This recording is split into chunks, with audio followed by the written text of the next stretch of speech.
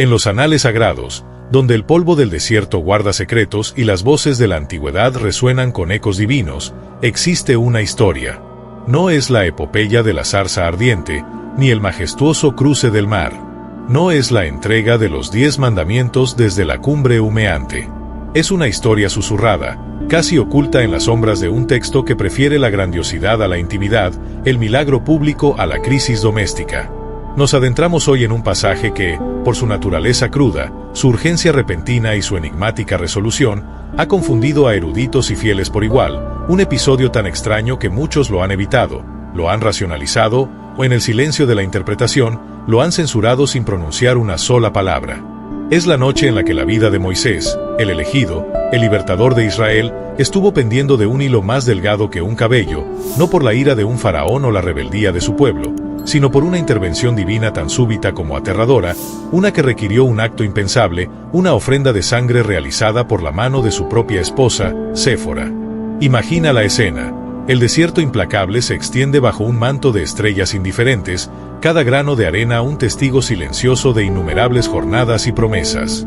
Moisés, el hombre que habló con Dios cara a cara, el pastor de ovejas transformado en el adalid de una nación, viaja de regreso a Egipto, su corazón cargado con el peso de una misión monumental.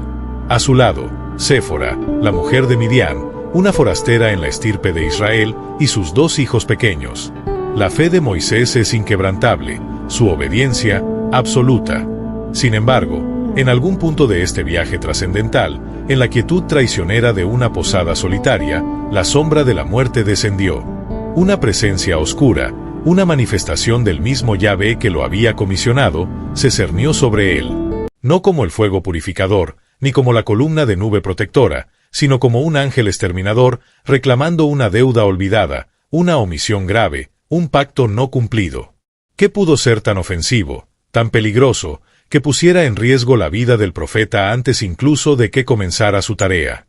La respuesta yace en el rito de la circuncisión, la señal del pacto de Abraham, un requisito ineludible para cualquiera que deseara pertenecer al pueblo escogido. El hijo de Moisés no había sido circuncidado, y esta transgresión, esta ruptura del pacto primordial, amenazaba con devorar al líder antes de que pudiera liberar a su pueblo. En ese instante de terror y desesperación, cuando la vida de Moisés se escurría como agua entre los dedos, y él yacía postrado, indefenso ante la ira divina, fue Séfora, la mujer de una cultura diferente, quien actuó. No Moisés, el siervo de Dios, sino Séfora, la que a menudo es relegada a las notas a pie de página de la historia. Con una rapidez instintiva, una valentía inusitada y una determinación feroz que surge solo cuando el amor y la supervivencia están en juego, ella tomó una piedra afilada. En un acto que desafía la comprensión moderna y que nos obliga a mirar más allá de nuestras cómodas interpretaciones, realizó el rito olvidado. La sangre fluyó, no de un cordero sacrificial, sino de la carne de su propio hijo. En ese momento, en esa tienda solitaria, con la vida de su esposo en la balanza, Séfora pronunció palabras cargadas de significado, un desafío o una afirmación. Ciertamente, tú me eres un esposo de sangre. Y así, el destructor se apartó. ¿Qué significa todo esto? ¿Por qué esta intervención divina tan violenta y personal? ¿Qué nos revela este pasaje censurado sobre la naturaleza de la obediencia, el pacto y el papel inesperado de una mujer en el drama más grande de la historia? Hoy desentrañaremos el misterio de Séfora y su ritual de sangre, una historia de fe, sacrificio y el amor feroz que se atrevió a desafiar la muerte misma. Para comprender la noche en que la sangre selló un destino, debemos primero viajar en el tiempo, mucho antes de que la vara de un pastor se convirtiera en el instrumento de milagros. Debemos ir a Midian, una tierra de polvo ocre y montañas escarpadas, un refugio de silencio y exilio. Allí, huyendo de la ira de Egipto tras quitar la vida a un capataz, encontró asilo Moisés, el príncipe fugitivo. Había sido criado en los palacios de mármol del Nilo, instruido en toda la sabiduría de una civilización poderosa, pero su corazón hebreo latía con una justicia inquieta. En Midian, lejos del oro y la opresión, se despojó de su identidad prestada y abrazó la vida austera del desierto. Fue allí, junto al pozo de Jetro, el sacerdote de Midian, donde su mirada se encontró con la de Séfora. Ella no era una hija de Israel, era la encarnación de esa tierra extranjera, una mujer cuya fe se había forjado bajo un cielo diferente, entre costumbres que no respondían al pacto de Abraham. Su unión fue un entrelazamiento de dos mundos, el hombre que huía de su destino y la mujer que se convertiría en el ancla inesperada de ese mismo destino. Este no es un relato que comience con la gloria de la revelación, sino con la quietud de la vida ordinaria, una vida de pastoreo, de noches bajo las estrellas y del nacimiento de dos hijos, Gersón y Eliezer. Durante 40 años, el desierto fue el maestro de Moisés, vaciándolo del orgullo de Egipto y llenándolo de la paciencia de la arena. Sin embargo, esta tranquilidad era solo el preludio de una tormenta divina. La zarza que ardía sin consumirse en Horeb cambió el curso no solo de la vida de Moisés, sino también de la de Séfora. El llamado de Dios fue absoluto: regresar a Egipto, enfrentar al faraón y liberar a su pueblo. Moisés, el tartamudo, el exiliado, el hombre que había olvidado la corte del Nilo, ahora debía ser la voz de Yahvé. Y Séfora, la madianita, la esposa y madre, se vio arrastrada por esta corriente divina, una espectadora silenciosa destinada a convertirse en la protagonista de un acto que salvaría al Salvador. Su viaje de regreso a Egipto no era simplemente un cambio geográfico, era una inmersión en el corazón mismo del pacto, un pacto del cual ella no formaba parte por nacimiento, pero que estaba a punto de exigirle un sacrificio que ni el propio Moisés había previsto. El desierto no conoce la prisa, pero el mandato divino sí. La partida de Midian fue abrupta, un desgarro en el tejido de 40 años de exilio. Moisés, con la voz de la zarza ardiente aún resonando en sus oídos como un trueno contenido, reunió a su familia. Séfora observaba a este hombre que, hasta hace poco, solo se preocupaba por el próximo pozo de agua o el peligro de los lobos. Ahora, sus ojos miraban más allá del horizonte, fijos en un destino invisible: Egipto. Ella, una mujer pragmática, forjada en la lógica del sol y la piedra, sentía el peso de un cambio que no comprendía del todo. ¿Qué Dios era este que hablaba desde el fuego, que exigía tal obediencia, que enviaba a un pastor tartamudo a desafiar al imperio más grande del mundo conocido? Su fe, arraigada en las tradiciones de Jetro, su padre, era más tranquila, una relación con lo divino basada en el ciclo de las estaciones y el respeto por los espíritus de la tierra. Pero el Dios de Moisés era diferente. Era un Dios de absolutos, un Dios de historia, un Dios de pactos antiguos que reclamaba una deuda de sangre. El viaje comenzó no con fanfarria, sino con el sonido sordo de las sandalias sobre la arena y el balido ocasional de las pocas ovejas que llevaban. Gersón y Eliezer, sus hijos, eran pequeños, ajenos a la magnitud de la misión de su padre. Para ellos, era solo otro movimiento en el vasto tablero del desierto. El aire estaba cargado de una tensión palpable. Moisés no era el mismo. Había estado en la montaña sagrada, y una parte de él nunca había regresado del todo. Caminaba con una determinación febril, su mente repasando las señales y prodigios que le habían sido confiados, la vara que se convertía en serpiente, la mano que se volvía leprosa y luego sanaba. Eran milagros de poder, pero también de terror. ¿Cómo podía un hombre manejar tal poder sin ser consumido por él? Séfora caminaba a su lado, o más a menudo unos pasos detrás, según la costumbre. Ella era su esposa, la madre de sus hijos, pero en ese momento se sentía como una extraña para el hombre que amaba. Él murmuraba solo, sus labios moviéndose en oración o en debate consigo mismo. Ella intentaba conectar, ofrecerle agua, un trozo de pan seco, pero su toque a menudo parecía no registrarse, como si él estuviera simultáneamente en dos mundos, el desierto árido que pisaban y una corte celestial invisible donde se debatía el destino de las naciones. La distancia entre ellos no era solo física, era espiritual. Él era el profeta, el elegido, ella era la madianita, la forastera. Y este Dios de Israel, el Dios de su esposo, le parecía celoso y exigente, un Dios que no se contentaba con una parte del corazón, sino que lo reclamaba todo. La jornada era brutal. El Sinaí no es un desierto amigable, es una tierra de picos dentados, valles profundos y un calor que castiga durante el día, seguido de un frío que cala hasta los huesos por la noche. Cada paso era un esfuerzo. Los niños lloraban de cansancio, sus pequeñas piernas luchando por mantener el ritmo. Séfora los cargaba, su propia espalda doliendo por el esfuerzo, su rostro cubierto por un velo para protegerla del sol abrasador y el viento cortante. En su corazón crecía una semilla de resentimiento, no hacia Moisés, sino hacia la misión que lo había poseído. ¿Valía la pena este sufrimiento? ¿Qué clase de liberación comenzaba con el agotamiento de su propia familia? Ella recordaba las historias que Moisés le había contado sobre su pueblo en Egipto, la esclavitud, los ladrillos sin paja, el llanto de los oprimidos. Entendía la justicia de la causa, pero no podía evitar sentir que este Dios había sido descuidado, que al llamar a su esposo, había olvidado que él no era un hombre solo, sino un padre y un esposo. Este resentimiento silencioso era una grieta delgada en su relación, una que pronto sería puesta a prueba por un terror inimaginable. Una noche, mientras acampaban bajo un afloramiento rocoso que ofrecía una protección mínima contra el viento helado, Séfora observó a Moisés mientras él miraba fijamente el fuego. La llama danzaba en sus ojos, reflejando el mismo fuego que había visto en Horeb. Ella se acercó, sentándose a su lado, buscando el calor tanto del fuego como de su compañía. Moisés, dijo en voz baja, su voz rasposa por el polvo, ¿qué es lo que realmente te ha pedido? Hablas de liberar a un pueblo, pero pareces un hombre encadenado. Él tardó un largo momento en responder, su mirada aún perdida en las brasas. Me ha pedido todo, Séfora, respondió finalmente. Cada parte de mí. Y temo que no sea suficiente. Temo que el poder que me ha dado me destruya antes de que pueda usarlo. Temo a este Dios tanto como lo venero.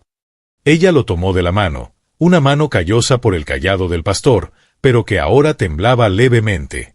No estás solo, susurró ella. Estamos contigo. Pero mientras lo decía, una sensación de inquietud la invadió.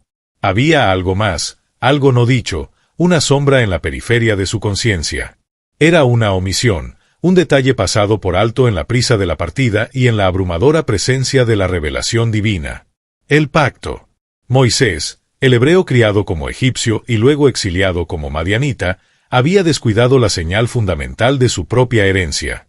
Gersón y Eliezer, sus hijos, nacidos en una tierra extranjera de una madre extranjera, no llevaban en sus cuerpos la marca de Abraham. La circuncisión. En la cultura de Séfora, tal vez no era una práctica urgente, o se realizaba más tarde, o quizás, en su deseo de proteger a sus hijos del dolor, lo había pospuesto. Moisés, consumido por la teología de la zarza ardiente, había olvidado la teología de la carne. Había olvidado que para representar al Dios del pacto, él mismo debía estar en regla con ese pacto. Era un descuido monumental, una falla en los cimientos mismos de su misión. Y en el silencio del desierto, mientras la familia dormía bajo un cielo indiferente, esa omisión comenzó a cobrar peso, a atraer una atención divina que no buscaría explicaciones, sino cumplimiento. El Dios que había perdonado la huida de Moisés, su falta de fe y su tartamudez, no estaba dispuesto a perdonar el desdén por la señal sagrada que definía a su pueblo. El viaje hacia Egipto se estaba convirtiendo en una cuenta regresiva hacia una confrontación, no con el faraón, sino con el propio Yahvé. El cansancio se había asentado en ellos como una segunda piel, áspera y pesada. Después de días de marcha implacable, el paisaje comenzó a cambiar sutilmente, las montañas escarpadas del Sinaí dando paso a las colinas ondulantes y la arena más profunda que presagiaba la cercanía de las fronteras de Egipto. Llegaron a una posada, un caravasar solitario que servía como un puesto de avanzada en medio de la nada. Era un lugar humilde, construido con ladrillos de barro secados al sol, ofreciendo apenas refugio del viento nocturno y agua salobre de un pozo profundo. Para Moisés, Séfora y sus hijos, sin embargo, representaba un lujo, un techo, por precario que fuera, y un momento para detener la marcha incesante. Encendieron un pequeño fuego en el patio comunal, compartiendo el espacio con otros pocos viajeros cuyas caras eran máscaras de fatiga y desconfianza. El aire estaba espeso, no solo con el humo y el olor a animal, sino con una quietud antinatural, como si la noche misma estuviera conteniendo la respiración. Moisés, agotado, se recostó contra una pared, cerrando los ojos solo por un momento, su mente todavía en Egipto, en las palabras que diría ante el faraón. Séfora atendía a los niños, lavando sus pies polvorientos con un poco de agua preciosa, su corazón anhelando la simplicidad de su tienda en Midian. Fue entonces cuando la atmósfera cambió. No fue un sonido, ni un viento repentino. Fue una caída en la temperatura, un silencio que se profundizó hasta volverse opresivo. El fuego pareció encogerse, sus llamas volviéndose pálidas y débiles. Los animales en el establo contiguo cesaron sus movimientos inquietos, cayendo en un silencio mortal. Séfora levantó la vista, sus instintos, afinados por una vida en el desierto, gritándole que algo estaba terriblemente mal. Vio a Moisés. Él no se movía. Al principio, pensó que estaba dormido, pero luego vio la tensión en su cuerpo. Sus ojos estaban abiertos, pero fijos, mirando algo que ella no podía ver. Un sudor frío perlaba su frente, a pesar del frío antinatural que había descendido sobre ellos. Trató de hablar, de llamarlo, pero su propia voz pareció morir en su garganta. Un terror primordial, más antiguo que cualquier miedo al desierto, se apoderó de ella. Esto no era un depredador humano o animal. Esto era algo más. Era una presencia. Una sombra se había separado de las otras sombras en el patio, una oscuridad concentrada que parecía absorber la luz del fuego. Se movía con una intención deliberada, no hacia los niños, no hacia ella, sino directamente hacia Moisés. La narrativa bíblica es escueta, casi clínica en su descripción, y aconteció en el camino, en una posada, que Yahvé le salió al encuentro y quiso matarlo. No hay una teología elaborada, no hay una advertencia previa. Es un acto de violencia divina, repentino e inexplicable. Para Séfora, fue una pesadilla hecha realidad. Vio a su esposo, el hombre que había desafiado a un dios en el fuego, ahora completamente indefenso. Él se estaba asfixiando, sus manos agarrando su garganta como si unas manos invisibles lo estuvieran estrangulando. Sus pies pateaban débilmente contra el suelo de tierra. La presencia, ahora cernida sobre él, era inconfundible. No era un demonio del desierto, tenía la autoridad y el peso de la santidad. Era el mismo Dios que lo había enviado. El Dios de la zarza ardiente había regresado, no como un guía, sino como un verdugo. La paradoja era insoportable. El libertador de Israel estaba siendo asesinado por el Dios de Israel. Séfora gritó, un sonido desgarrado que rompió el silencio opresivo. Corrió hacia Moisés, tratando de apartar la presencia invisible, pero sus manos atravesaron el vacío, sintiendo solo un frío glacial. El pánico la inundó, pero debajo del pánico, una comprensión repentina, una claridad nacida de la desesperación, comenzó a surgir. Ella no entendía completamente las leyes de este Dios, pero había vivido con Moisés lo suficiente como para conocer los fundamentos. Recordó las conversaciones fragmentadas sobre Abraham, sobre Isaac, sobre el pacto sellado en la carne. La circuncisión. Sus hijos. El pacto había sido roto, o más bien, nunca había sido sellado por completo en la casa del propio Moisés. El líder de la nación del pacto llevaba consigo la prueba de su propio incumplimiento. La ira divina no era arbitraria, era la consecuencia de una omisión que tocaba el corazón mismo de la identidad de Israel. Mientras Moisés se debatía en sus últimos estertores, Séfora supo lo que tenía que hacer. No había tiempo para la duda, ni para el debate teológico, ni para despertar a su esposo y preguntarle. La obediencia que Moisés había profesado con palabras, ella ahora tenía que demostrarla con hechos. Corrió hacia donde estaban sus escasas pertenencias, sus manos buscando frenéticamente entre las pieles y las vasijas de barro. No buscaba un cuchillo de metal, un invento de los egipcios o los cananeos. Buscaba algo más antiguo, más primordial, algo conectado a la tierra misma. Encontró lo que necesitaba, un pedernal, una piedra afilada, sus bordes tan cortantes como el juicio que ahora caía sobre su familia. Su corazón latía con la fuerza de un tambor de guerra, cada latido marcando el tiempo que se agotaba para Moisés. En este momento de pausa, mientras el destino de Moisés pende de un hilo y la valentía de Séfora está a punto de manifestarse, nos detenemos. La historia que compartimos esta noche no es solo un relato antiguo, es un espejo de nuestras propias crisis de fe, de los momentos en que la obediencia parece costar todo lo que tenemos. La Biblia está llena de estos momentos de prueba. Aquí, en nuestra comunidad global de buscadores, queremos saber qué enseñanza, qué versículo o qué pasaje de las Escrituras ha sido tu ancla en la tormenta. ¿Cuál es la historia que resuena en tu alma y te da fuerza cuando todo parece perdido? Por favor, comparte tu luz en los comentarios. Y mientras lo haces, déjanos saber desde qué país y desde qué ciudad te unes a nosotros en esta vigilia.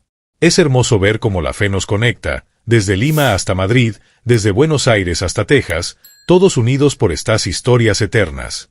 No olvides suscribirte y activar la campana, para que no te pierdas ni un segundo de esta jornada que apenas comienza. No había tiempo para la piedad, ni para la ternura de una madre. El tiempo se había colapsado en un único punto de necesidad absoluta.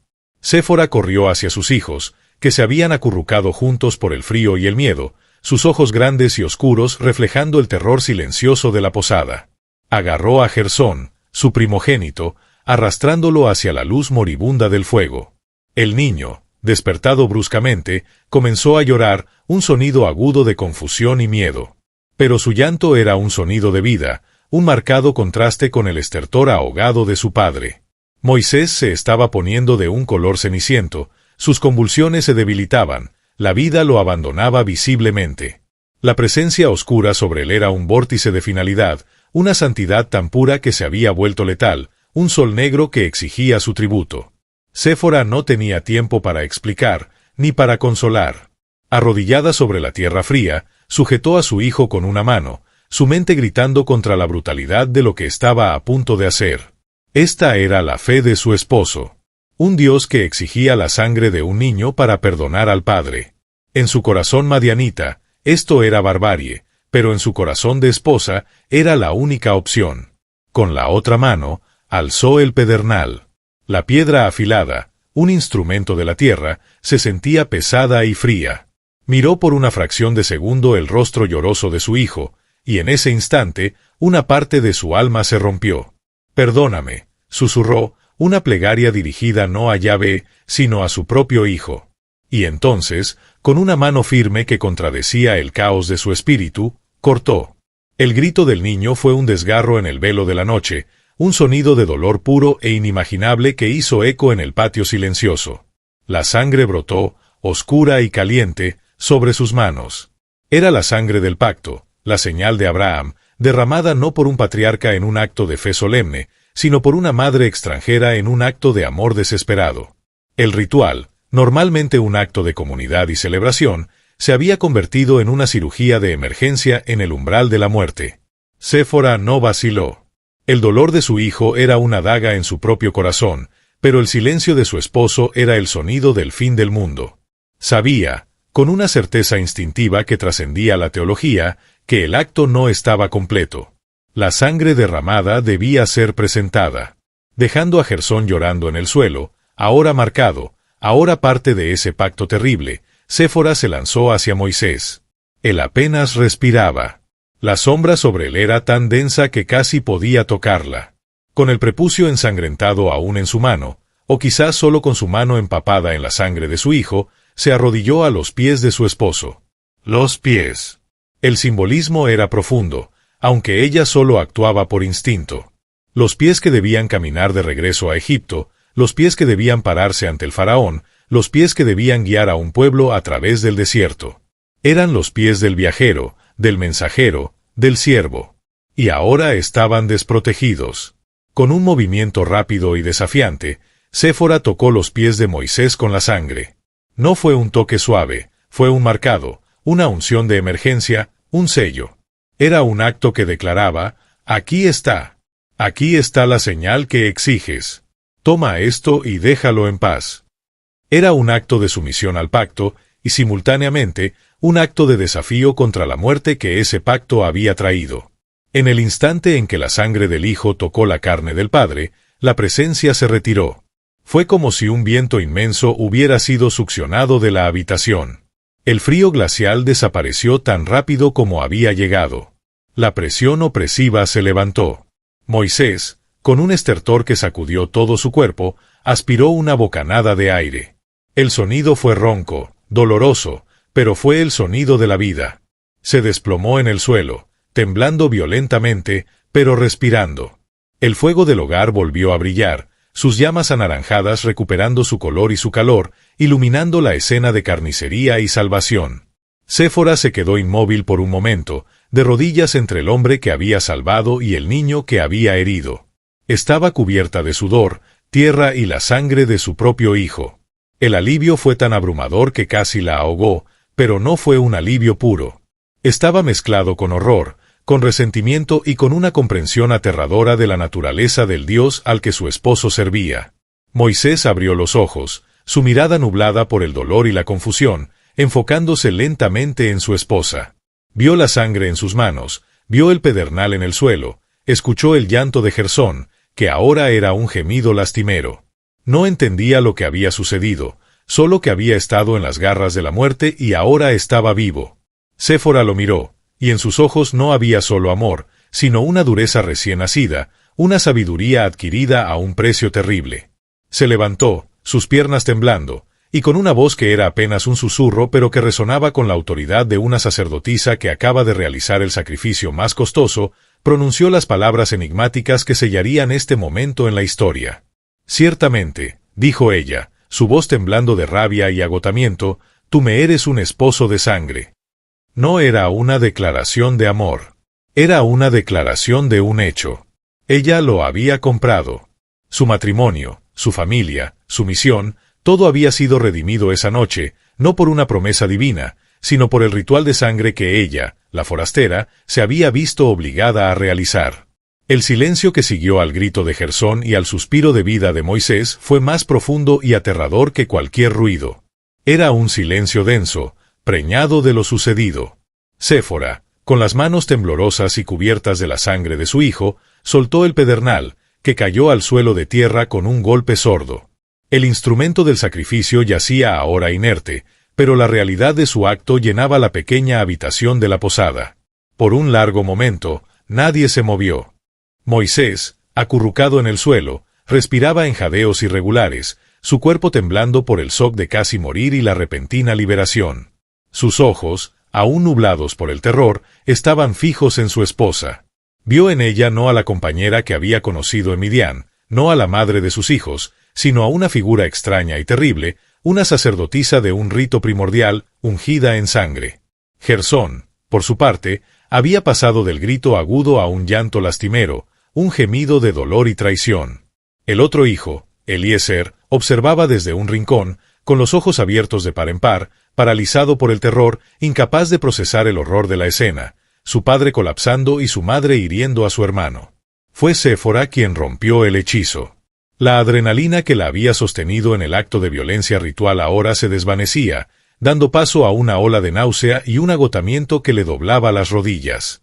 Pero el deber de una madre superó el trauma de la sacerdotisa. Se arrastró hacia Gersón, sus movimientos rígidos y dolorosos. Con retazos de tela limpia que sacó de sus alforjas, comenzó a limpiar la herida con una delicadeza que contrastaba brutalmente con la violencia de su acto. Murmuraba palabras en su lengua materna, la lengua de Midian, palabras de consuelo y disculpa que Moisés no podía entender del todo. «Mi niño, mi pobre niño», susurraba, mientras las lágrimas finalmente comenzaban a trazar caminos limpios por su rostro cubierto de polvo. No eran lágrimas de alivio, sino de profundo dolor. Había salvado a su esposo, sí, pero lo había hecho mutilando a su hijo, pagando el precio de un pacto que no era el suyo, con la sangre de alguien que no tenía la culpa. El resentimiento que había sentido en el desierto ahora se había cristalizado en un núcleo duro de ira justa y amarga tristeza. Moisés finalmente encontró la fuerza para sentarse. Su garganta ardía, y su mente luchaba por unir las piezas. La presencia. La asfixia. Y luego, Séfora. Vio el pedernal ensangrentado. Vio a su hijo herido. Y la comprensión lo golpeó con la fuerza de un golpe físico. Había olvidado. En la grandeza de la revelación de la zarza ardiente, en la planificación de la confrontación con el faraón, en el peso de la misión divina, había olvidado el primer y más fundamental signo de su pueblo. Había puesto en peligro no solo su propia vida, sino la misión entera de Yahvé, por un descuido que ahora parecía imperdonable. La ira divina no había sido un capricho, había sido un juicio. Y él, el elegido, había sido hallado falto. Miró a Séfora, que ahora mecía a Gersón, su espalda tensa y vuelta hacia él. Quería hablar, decir gracias, pedir perdón, pero las palabras se atoraban. ¿Qué podía decir? ¿Cómo podía articular la profundidad de su fracaso y la magnitud del sacrificio de ella? Séfora, logró susurrar, su voz apenas un graznido. Ella no se giró. Sus hombros se tensaron aún más. «Esposo de sangre», repitió, pero esta vez no fue un grito de desafío, sino una declaración de hecho, fría y pesada como el pedernal en el suelo. Había un abismo en esas palabras. «Tú eres un esposo para mí», parecía decir, «pero el precio de mantenerte con vida es la sangre de nuestro hijo. Tu Dios lo exigió, y yo pagué la fianza». El matrimonio pastoral que habían conocido en Midian, un matrimonio de ovejas, pozos y noches tranquilas, había muerto en esa posada. Un nuevo pacto se había forjado entre ellos, sellado por este ritual. Moisés entendió que ella lo había salvado, no solo físicamente, sino espiritualmente. Ella, la madianita, la extranjera, había demostrado una comprensión más visceral y rápida de las demandas del pacto que él, el profeta. Ella había actuado mientras él, el hombre de las palabras, yacía indefenso. Se dio cuenta, con una humildad aplastante, de que sin ella, la historia de la liberación de Israel habría terminado esa noche en el suelo sucio de una posada anónima. La fe de ella, una fe práctica, terrenal y feroz, había salvado su fe teológica. El resto de la noche transcurrió en una vigilia tensa. Séfora no durmió. Se quedó velando la herida de Gersón, vigilando su fiebre, con Eliezer acurrucado contra su costado, temblando. Moisés permaneció sentado contra la pared opuesta, observándolos. La distancia entre ellos en la pequeña habitación era tan vasta como el desierto que los rodeaba. Él oró, pero su oración era diferente. Ya no era la oración de un hombre que dialogaba con Dios, era la oración silenciosa y quebrantada de un hombre que acababa de vislumbrar el precio total de su llamado.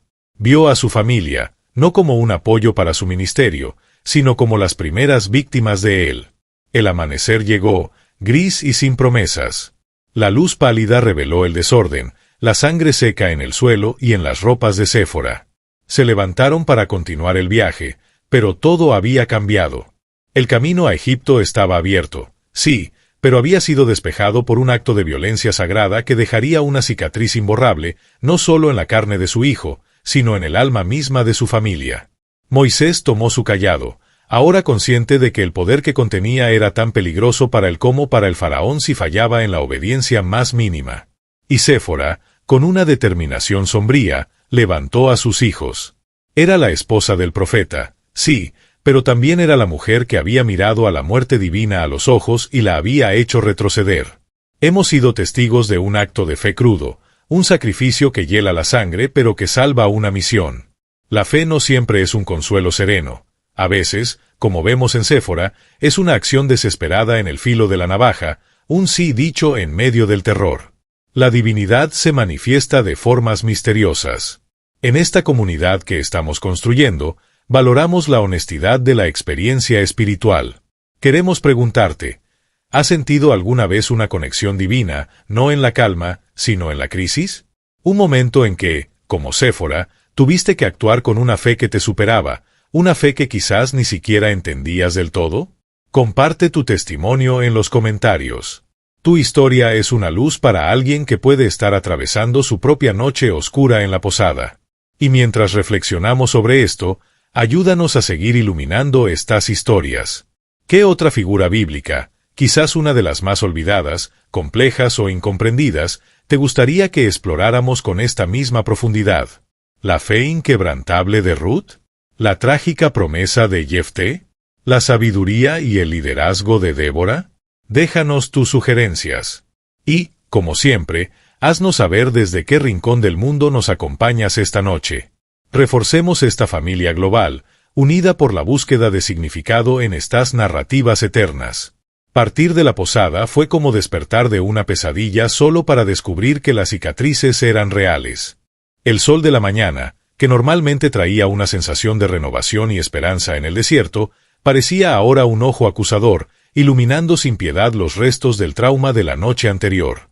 Moisés limpió los rastros de sangre del suelo con una urgencia casi culpable, como si borrar la evidencia física pudiera de alguna manera mitigar el horror espiritual que habían experimentado. Séfora, por su parte, se movía con una eficiencia mecánica, su rostro una máscara impasible. Atendió la herida de Gersón, que ahora gemía febrilmente, el dolor de la circuncisión agravado por la crudeza del instrumento y la falta de ungüentos adecuados. Lo envolvió en pieles y lo aseguró al lomo del asno. Su toque era firme pero desprovisto de la calidez habitual. Eliezer, el hijo menor, no se apartaba de su túnica, su pulgar metido en la boca, sus ojos grandes y silenciosos siguiendo cada movimiento de su madre y evitando por completo la mirada de su padre. El terror de la noche anterior lo había silenciado, robándole las risas infantiles que solían marcar el ritmo de su viaje. La familia estaba rota, unida solo por la necesidad de seguir adelante. El viaje se reanudó. El asno avanzaba, llevando a la madre y a los hijos heridos, mientras Moisés caminaba al frente, su cayado golpeando la tierra en un ritmo monótono y pesado. Pero el hombre que lideraba la marcha ya no era el mismo que había salido de Midián. La revelación de la zarza ardiente lo había llenado de un propósito divino, sí, pero también de una duda humana. Ahora, el encuentro en la posada lo había vaciado de cualquier ilusión de control.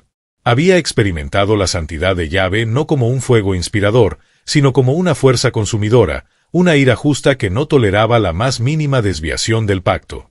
El Dios que lo había llamado era un Dios de detalles terribles. La omisión del rito de sangre casi le había costado todo. Este nuevo conocimiento lo llenaba de un pavor que era más profundo que el miedo al faraón. El faraón era un tirano humano, Yahvé era una fuerza cósmica, incomprensible en su poder y absoluta en sus demandas. Esta comprensión cambió su postura, su mirada. Ya no era solo un profeta, era un sirviente que caminaba sobre una cuerda floja, donde un solo paso en falso significaba la aniquilación. El silencio entre él y Séfora era un desierto en sí mismo, un vasto tramo de tierra árida e infranqueable que se extendía entre ellos. Cada vez que sus miradas se cruzaban por casualidad, ella la apartaba de inmediato, pero no antes de que él pudiera ver la acusación en sus ojos. Esposo de sangre. Las palabras resonaban en su mente. Ella se lo había dicho 2 veces, y cada vez, el significado parecía profundizarse. La primera vez, en el terror del momento, había sido un grito de desafío, un reclamo: «Te he comprado con sangre». La segunda vez, en la fría calma de la mañana, había sido una sentencia: «Esto es lo que eres para mí ahora, un hombre cuyo costo es la sangre de mi hijo». Él anhelaba hablar, explicarle que él no lo sabía, que el peso de la misión lo había cegado, que su Dios, aunque terrible, era también el Dios de la liberación. Pero, ¿cómo podía hablar de liberación a una mujer que acababa de ser forzada a esclavizar a su propio hijo a un pacto a través del dolor? ¿Cómo podía hablar de promesas divinas a alguien que había pagado el precio de su negligencia? Cualquier palabra que pudiera ofrecer sonaría hueca, una justificación patética frente al sacrificio tangible que ella había hecho. Séfora, por su parte, estaba atrapada en su propia isla de trauma y resolución. Mientras el asno se balanceaba, ella sostenía a Gersón contra su pecho, sintiendo el calor de su fiebre, escuchando sus gemidos ahogados. Cada quejido era un recordatorio de la piedra afilada, de su propia mano causando el dolor. Odiaba al Dios que había exigido esto. En su mundo madianita, los dioses eran parte de la vida, no amos de ella. Pedían respeto, ofrendas de incienso o la primera fruta de la cosecha, no la carne de un niño bajo amenaza de muerte. Este Yahvé de Israel le parecía un tirano, un Dios celoso y sediento de sangre, muy parecido, en su crueldad, al faraón del que supuestamente huían. Y sin embargo, en el fondo de su ira, había una conexión aterradora. Al realizar el rito, al blandir el pedernal y aplicar la sangre, ella había interactuado con este Dios de una manera más directa e íntima que el propio Moisés. Él había recibido palabras y visiones, ella había participado en un sacramento de sangre. Se había convertido, en ese instante, en una sacerdotisa no deseada de un rito que despreciaba. Esta intimidad forzada con lo divino la asustaba, pero también la fortalecía. Había visto el rostro del destructor y no había retrocedido. Había protegido a su familia. Esta resolución la endureció, creando una coraza alrededor de su corazón. Amaba a Moisés, pero ahora veía el mundo que él habitaba, el mundo de los pactos divinos y las misiones sagradas, como un lugar de peligro mortal para sus hijos. A medida que se acercaban a Egipto, el paisaje se volvía más verde, el aire más húmedo, pero la atmósfera dentro de la familia se volvía más estéril. Moisés intentaba pequeños gestos de reconciliación.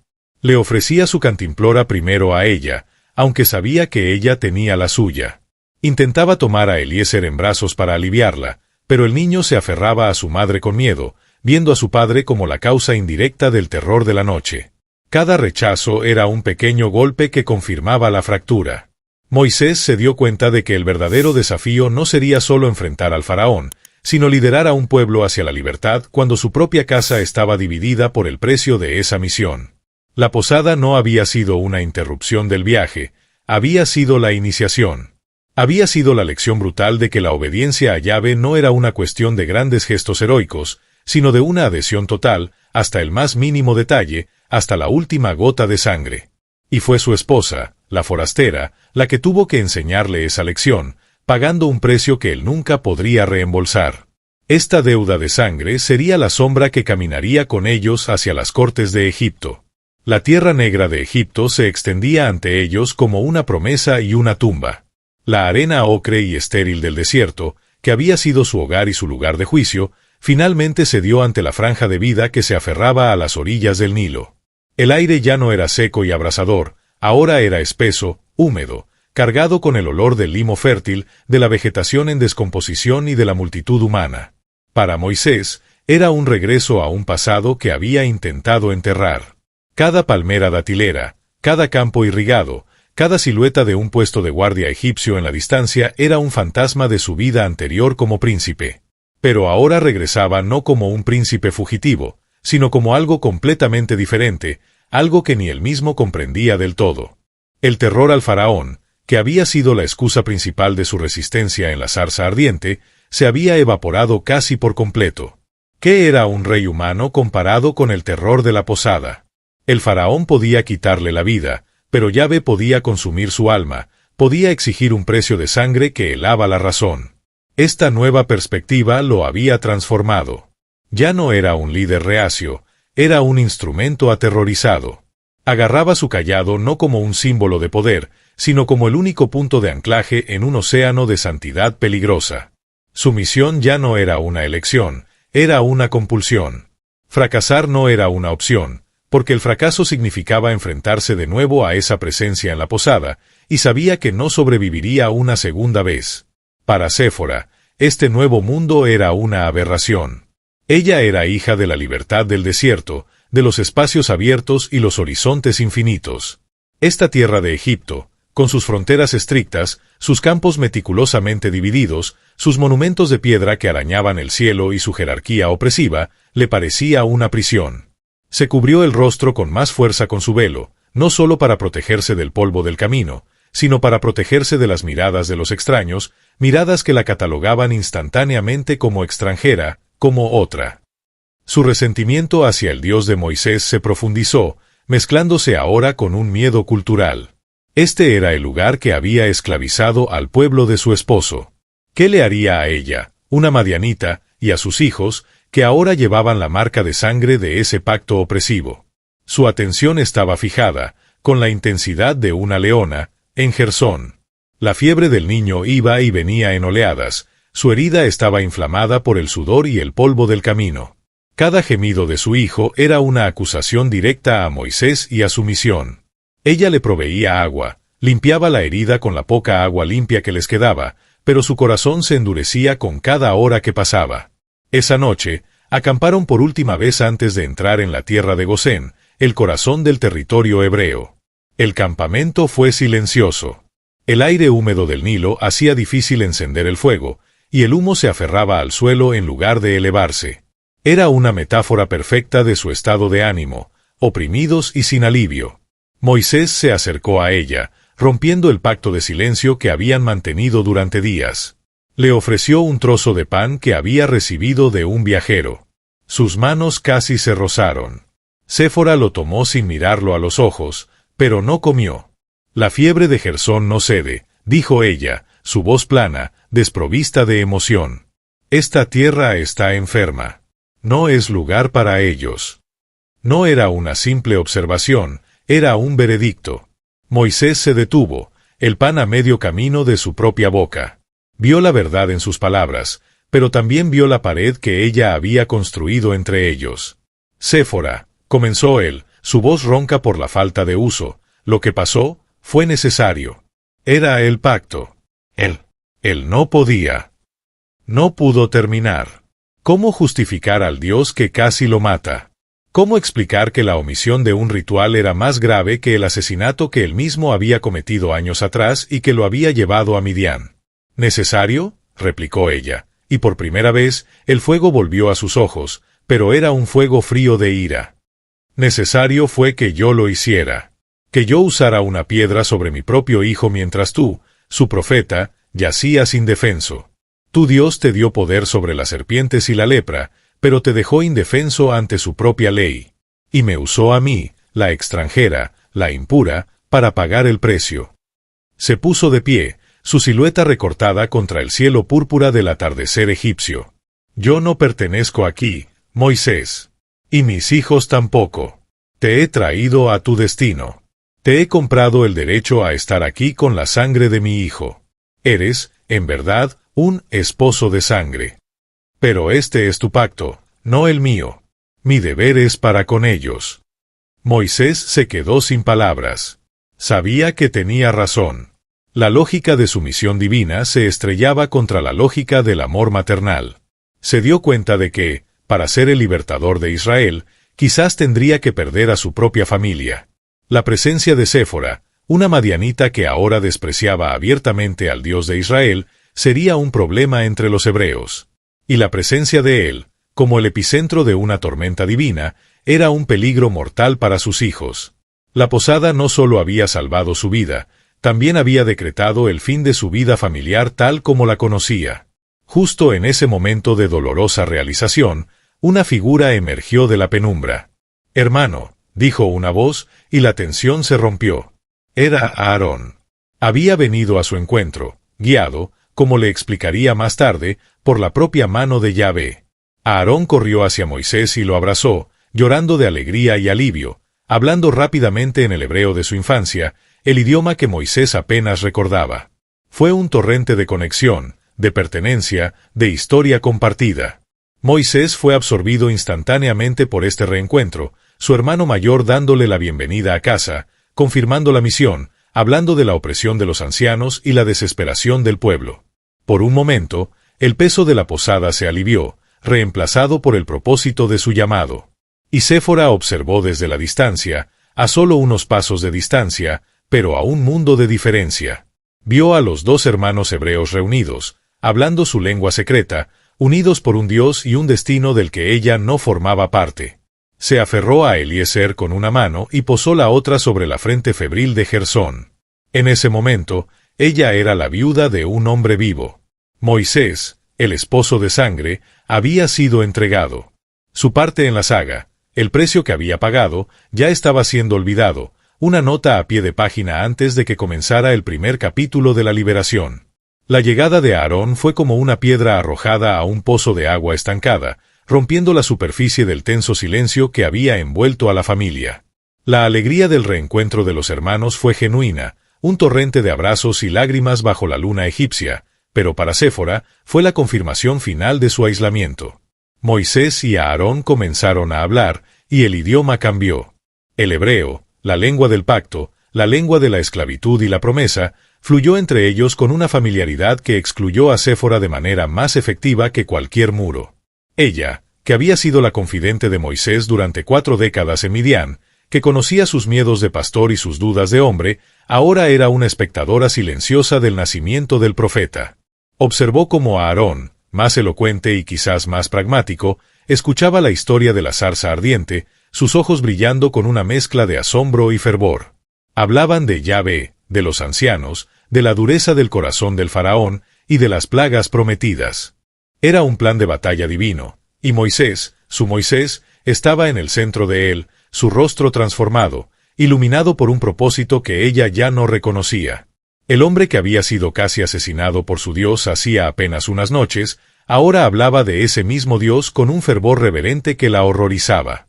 Era la devoción de una víctima, un síndrome de un terror sagrado que ella no podía, ni quería, compartir. Aarón, sintiendo la mirada de ella, finalmente se volvió hacia la familia de su hermano. Su mirada era la de un sacerdote, penetrante y evaluativa. Vio a la mujer madianita, su vestimenta extranjera, el velo cubriendo su rostro, y vio a los dos niños.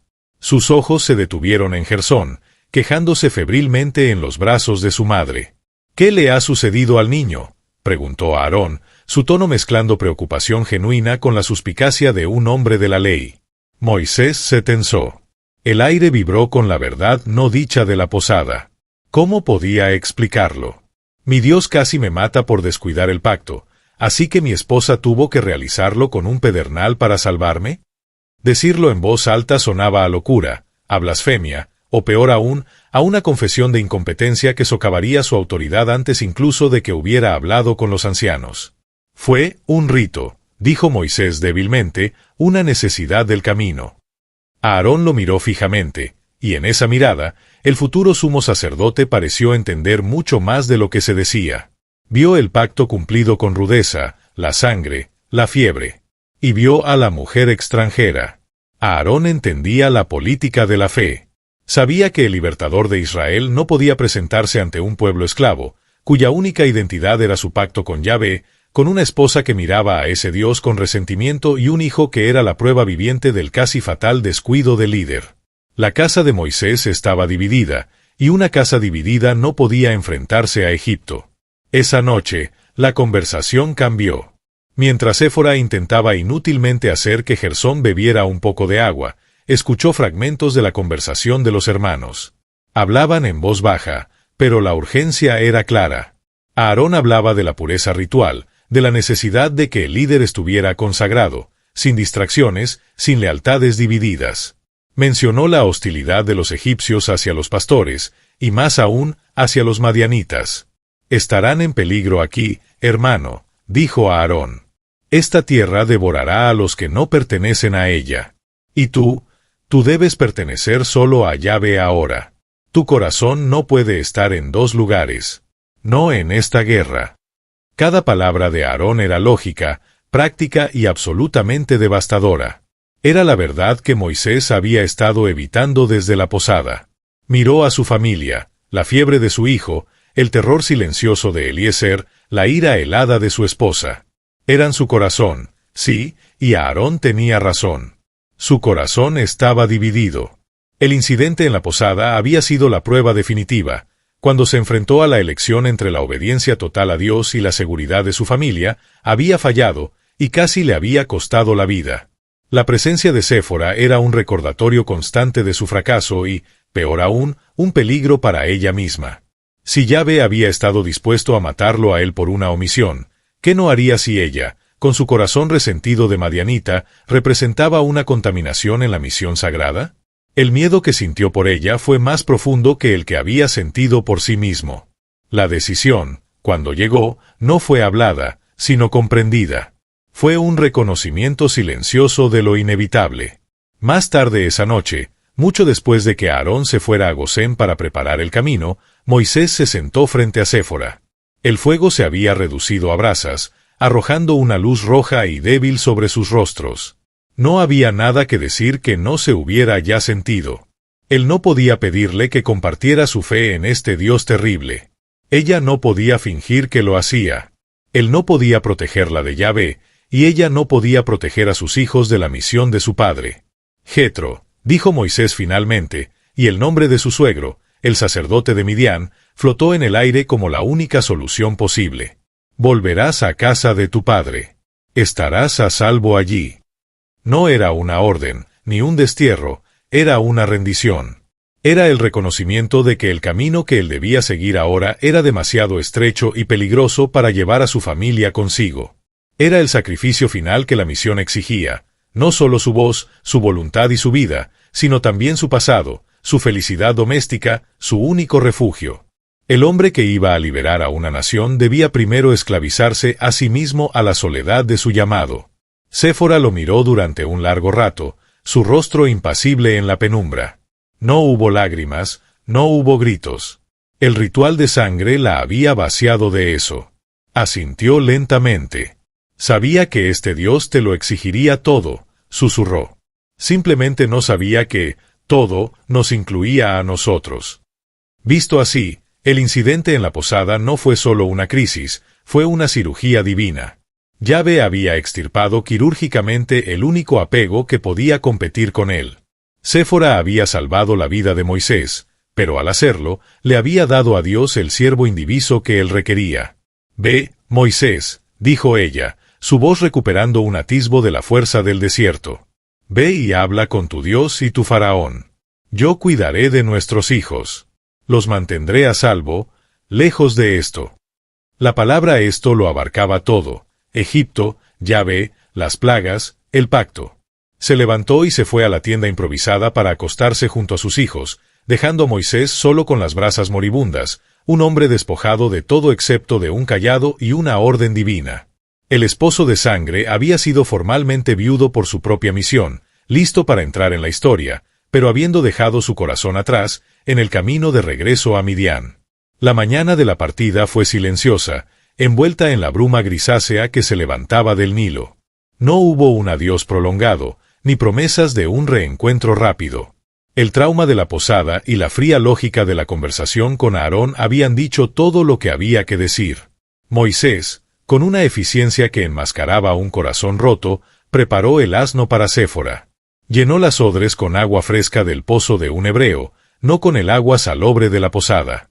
Empacó pan, dátiles y queso, provisiones para un viaje que ella ahora debía hacer sola, en reversa, a través del mismo desierto que casi los había destruido. Cada movimiento era un ritual de separación.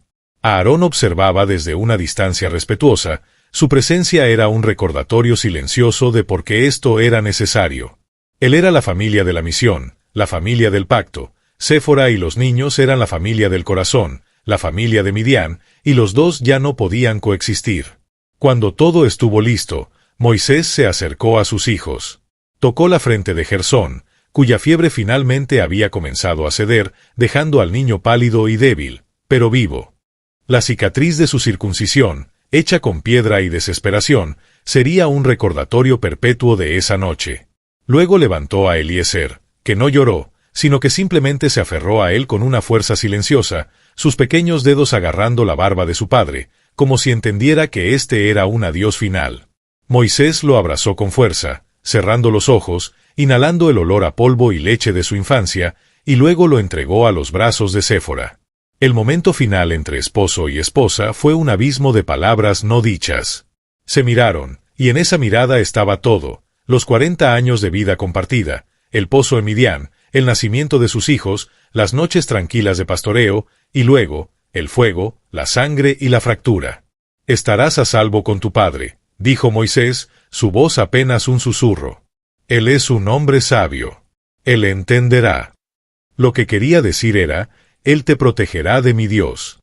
Séfora asintió, subiendo al asno y acomodando a Eliezer frente a ella, mientras Gersón descansaba en una alforja acondicionada a su lado. Su rostro estaba cubierto por el velo, ocultando su expresión, pero sus ojos, visibles por encima de la tela, eran tan vastos y secos como el desierto al que regresaba. «Cuídate, Moisés», respondió ella. Y en esas simples palabras no había una bendición, sino una advertencia. «No dejes que este Dios te consuma por completo. Recuerda que la sangre que te salvó fue la mía, la de tu hijo, no la tuya». No esperó respuesta. Tiró suavemente de la rienda, y el asno, obediente, giró y comenzó a caminar hacia el este, alejándose del Nilo, alejándose de Egipto, alejándose de él. Moisés se quedó allí, inmóvil, una estatua de pérdida, observando cómo la silueta de su familia se hacía más pequeña, hasta que el polvo del camino y la luz creciente del sol la borraron por completo. En el instante en que desaparecieron, una parte de Moisés se cerró. El hombre que había sido esposo y padre murió en ese camino. Se giró hacia Aarón, y su rostro era ahora el del profeta, una máscara de determinación endurecida por el sacrificio. El dolor de la separación fue canalizado, transformado en combustible para la misión. Había pagado el precio de entrada. Ahora, nada lo detendría. «Vamos», dijo Moisés, su voz ya no era la del pastor de Midián, sino la del emisario de Yahvé. «Los ancianos nos esperan». Y juntos, los dos hermanos caminaron hacia Gosén, hacia el corazón de la esclavitud, Moisés sumergiéndose en el destino que le había costado todo lo que amaba. Su soledad era ahora su armadura. Ya no tenía nada más que perder, excepto la misión misma, y estaba decidido a no fallar, porque el costo de su familia era demasiado alto para que su esfuerzo fuera en vano. Mientras tanto, a kilómetros de distancia, Séfora cabalgaba hacia el sol naciente. Cada paso del asno la alejaba del terror de Egipto y la acercaba a la seguridad de su hogar. El desierto, que había sido tan amenazante en su viaje de ida, ahora la recibía como una madre. Su calor seco era un bálsamo comparado con la humedad opresiva del Nilo. Lloró entonces, no por Moisés, sino por la vida que habían perdido. Lloró por su hijo herido y por el hombre al que amaba, que ahora era un extraño para ella, un esposo de sangre, un hombre comprado y poseído por un dios celoso. El viaje de regreso de Séfora fue una antítesis de su viaje de ida. Estaba sola, pero ya no estaba asustada. La mujer que había enfrentado al destructor divino en la posada no temía a los bandidos del desierto ni a la escasez de agua. Se había convertido en algo primordial, una protectora feroz. Su enfoque era singular: llevar a sus hijos a casa, a la tierra de su padre, lejos del alcance de Yahvé. Gersón comenzó a sanar. El aire limpio del desierto fue mejor que cualquier ungüento, y la herida, aunque fea, comenzó a cerrarse. La fiebre desapareció, y él comenzó a comer de nuevo. Séfora cuidaba de ellos con una dedicación absoluta. Su amor era un escudo contra el mundo. A medida que avanzaba, el resentimiento que sentía comenzó a transformarse. Ya no era solo ira, era una profunda y triste sabiduría. Entendió que Moisés no tenía elección. Entendió que había sido atrapado por algo mucho más grande que él, algo que ella nunca podría, ni querría, entender. Su amor por él seguía allí, pero estaba enterrado bajo capas de trauma y la necesidad de sobrevivir. Cuando finalmente vio las montañas familiares de Midian en el horizonte, sintió una ola de alivio tan profunda que casi la hizo caer del asno. Había escapado. Había salvado a sus hijos. Había cumplido su propósito. Mientras Moisés descendía a las cortes del faraón para comenzar la gran batalla de los dioses, Séfora ascendía a las tiendas de su padre para comenzar la larga y silenciosa tarea de criar a los hijos del profeta en el exilio. El desierto, que había sido un lugar de juicio en el viaje a Egipto, se convirtió en un santuario en el viaje de regreso a Midian. Séfora, con sus 2 hijos, cabalgó hacia el sol naciente, cada paso del asno marcando una distancia no solo física, sino espiritual, del vórtice de poder divino en el que Moisés había sido absorbido. Su llegada a las tiendas de su padre, Jetro, fue un regreso a la cordura. El campamento, con sus rebaños de ovejas, el olor a leche agria y el humo familiar de los fuegos del atardecer, era un ancla en un mundo que se había vuelto loco. Jetro, el sacerdote de Midian, un hombre cuya sabiduría no provenía de zarzas ardientes, sino de la observación silenciosa de las estrellas y los corazones humanos, la recibió con los brazos abiertos. Vio a la mujer que regresaba, su hija, sí, pero endurecida, sus ojos portando una sombra que no estaba allí cuando partió. Vio a sus nietos, Gersón, pálido y con la marca de una herida reciente, y Eliezer, aferrado al cuello de su madre con un silencio antinatural. Jetro no hizo las preguntas obvias. No preguntó, ¿dónde está tu esposo? Simplemente miró la herida de Gersón, sintió la fiebre y luego miró a Séfora. En esa mirada silenciosa, ella supo que él entendía. Están a salvo aquí, fue todo lo que dijo, y esas palabras fueron el bálsamo que ella necesitaba. Los meses se convirtieron en estaciones, y las estaciones en años. La vida en Midian retomó su ritmo antiguo y predecible. Gersón sanó. La herida hecha por el pedernal se convirtió en una cicatriz blanca, un recordatorio pálido en su carne de la noche en que la divinidad había exigido su sangre. Para Séfora, esa cicatriz era su evangelio privado. Era el único texto sagrado que necesitaba. Cada vez que bañaba a su hijo, cada vez que sus dedos rozaban esa marca, recordaba el precio de la vida de su esposo. Lejos de ser un signo de pertenencia al pacto de Yahvé, para ella era el símbolo de su huida, la marca de la fianza que había pagado para liberar a sus hijos de ese destino. Crió a sus hijos como madianitas. Les enseñó los nombres de las estrellas en su propia lengua, cómo encontrar agua en la roca seca, cómo leer el viento y respetar a los espasmos del desierto. Les enseñó la fe de su padre Jetro, una fe tranquila que veía lo divino en la brisa y en la provisión del rebaño, no en el fuego consumidor y las demandas de sangre. El nombre de Moisés rara vez se pronunciaba. Él no era un padre ausente, era un fantasma, un hombre que había pertenecido a otro mundo, otra vida, antes de que el Dios de la montaña lo reclamara. Mientras Séfora construía esta fortaleza de normalidad y paz en el desierto, al oeste, el mundo estaba siendo desgarrado. Las noticias viajaban lentamente por las rutas de las caravanas, pero viajaban. Al principio eran susurros confusos, historias que los comerciantes contaban alrededor del fuego, tan salvajes que Jetro las descartaba como exageraciones. Hablaban de Egipto, de una plaga de sangre. Contaban que el gran Nilo, la fuente de vida del imperio, se había convertido en un caldo pútrido, apestando a muerte. Séfora, al oír esto, se retiró a la oscuridad de su tienda, su cuerpo temblando. Sangre. El Dios de Moisés había comenzado su guerra, y la había comenzado con la misma moneda que le había exigido a ella en la posada. Esposo de sangre, había dicho ella. Y ahora, miró las manos de su esposo, metafóricamente, y vio que estaban cubiertas de la sangre de un río entero. Ella había pagado la fianza con la sangre de su hijo, ahora él estaba pagando la liberación de su pueblo con la sangre de sus opresores. La escala era inimaginable, aterradora. El acto íntimo y desesperado en la posada había sido, ahora lo entendía, la primera gota de una inundación apocalíptica. Las noticias empeoraron. Plagas de ranas, de piojos, de moscas, una pestilencia que diezmaba el ganado. Cada historia que llegaba con una nueva caravana era más oscura que la anterior. Hablaban de úlceras y de un granizo de fuego que destruía las cosechas. Jetro escuchaba con asombro, reconociendo el poder de una deidad que superaba con creces a cualquiera que él conociera. Pero Séfora escuchaba con un reconocimiento nauseabundo. Este no era un Dios de liberación, era un Dios de desmantelamiento. Estaba deshaciendo la creación, pedazo por pedazo, para recuperar a su pueblo. Y luego, llegó el rumor final, el que silenció todos los demás. La oscuridad. Una oscuridad palpable que cubrió Egipto durante 3 días, una oscuridad como la que ella sintió en la posada, pero extendida sobre una nación entera. Y después de la oscuridad, el grito. Un grito que, según los viajeros, había ascendido desde cada casa egipcia a la medianoche. La plaga de los primogénitos.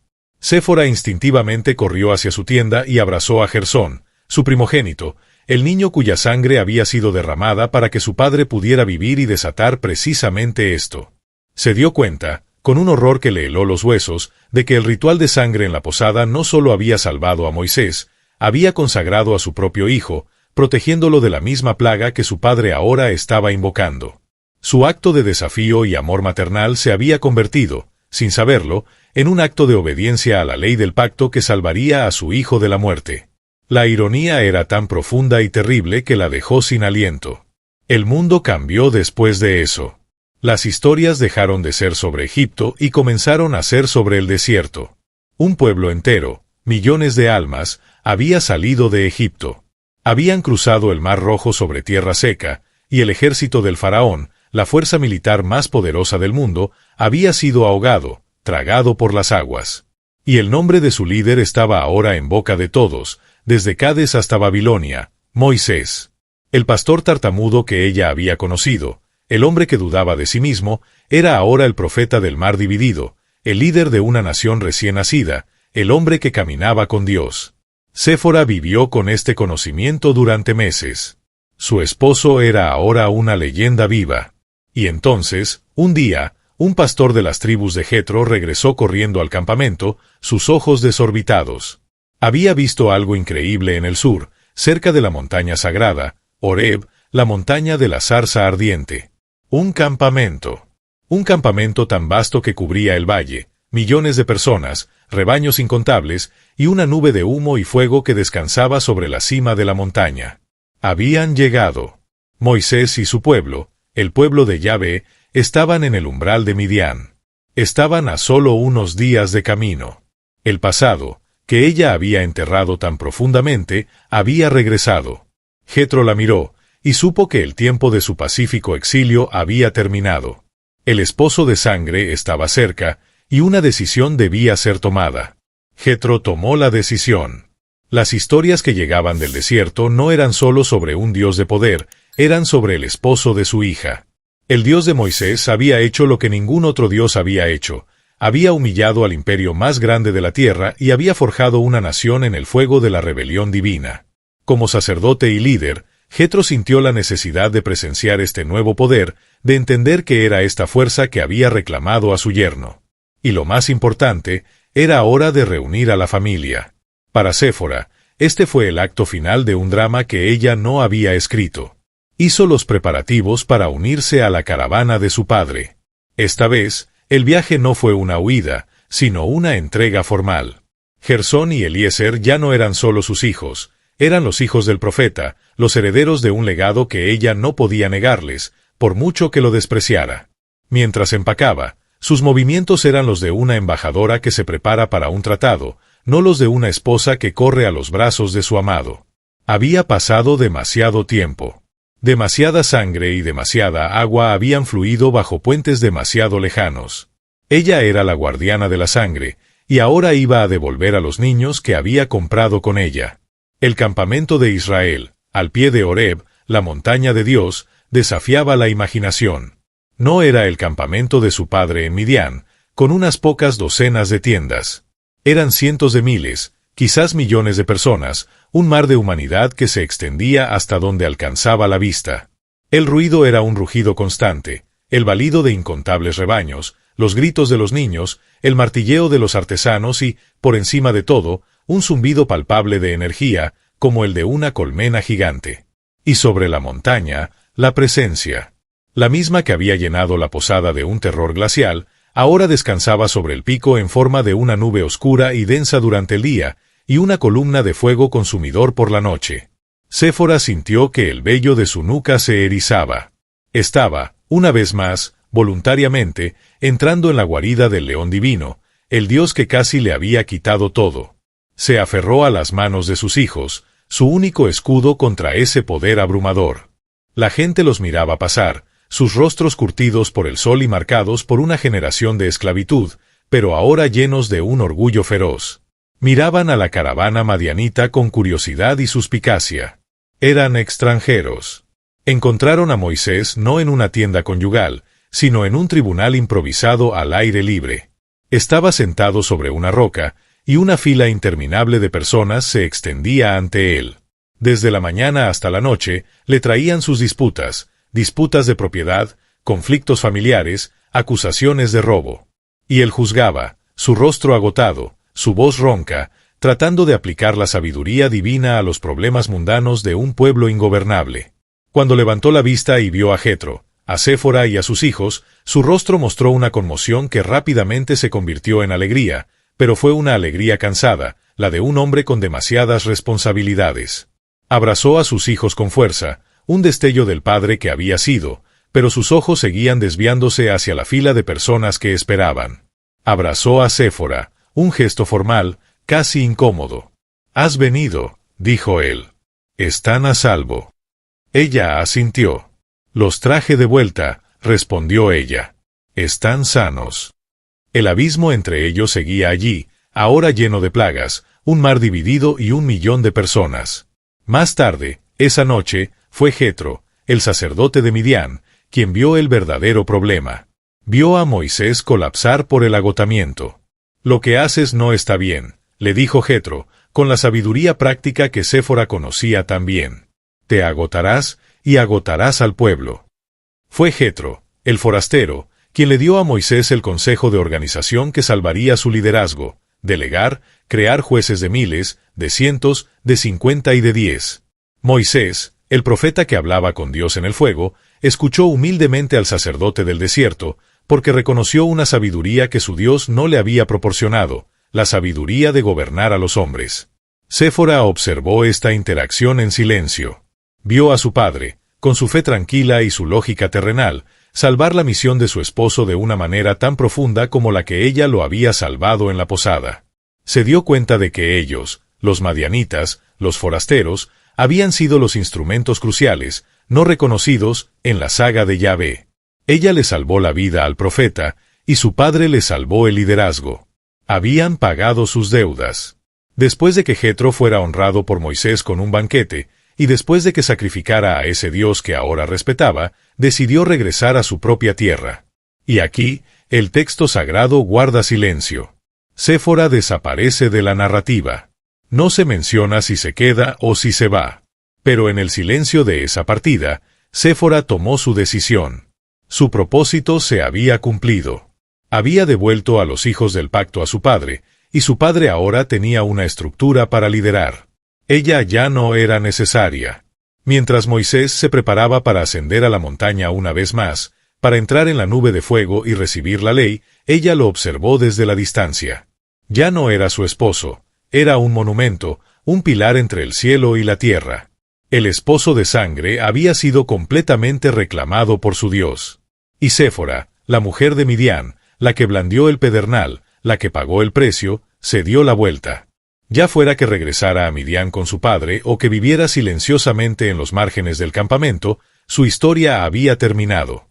Había mirado al terror divino a los ojos, había pagado el precio, y al hacerlo, había liberado no solo a Moisés para su destino, sino a sí misma de él.